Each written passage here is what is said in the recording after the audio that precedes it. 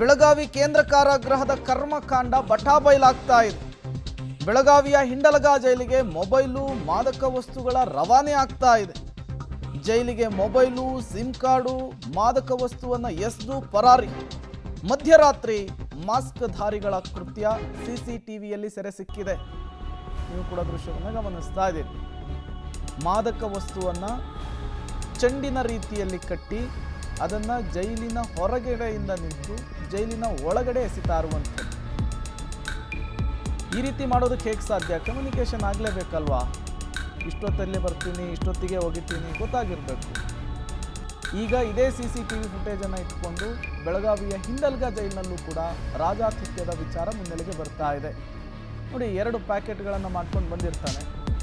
ಜೈಲಿನ ಹೊರಗಡೆಯಿಂದ ನಿಂತು ನೇರವಾಗಿ ಚೆಂಡನ್ನು ಎಸೆದ ರೀತಿಯಲ್ಲಿ ಜೈಲಿನ ಆವರಣಕ್ಕೆ ಎಸೆಯುವಂಥದ್ದು. ಅಲ್ಲಿ ಜೈಲಿನ ಒಳಗಡೆ ಈತನ ಕಡೆಯವರು ಇರ್ತಾರಲ್ಲ, ಅದನ್ನು ಇಸ್ಕೊಂಡು ಅಥವಾ ಎತ್ಕೊಂಡು ಬಳಕೆ ಮಾಡುವಂಥದ್ದು. ಇದರಲ್ಲಿ ಮಾದಕ ವಸ್ತು ಮತ್ತು ಮೊಬೈಲ್ ಇತ್ತು ಅನ್ನೋದು ಗೊತ್ತಾಗ್ತಾ ಇದೆ. ಪೊಲೀಸರು ಅಥವಾ ಗೃಹ ಇಲಾಖೆ ಎಷ್ಟೇ ಕಟ್ಟುನಿಟ್ಟಿನ ಕ್ರಮ ತೆಗೆದುಕೊಂಡರೂ ಕೂಡ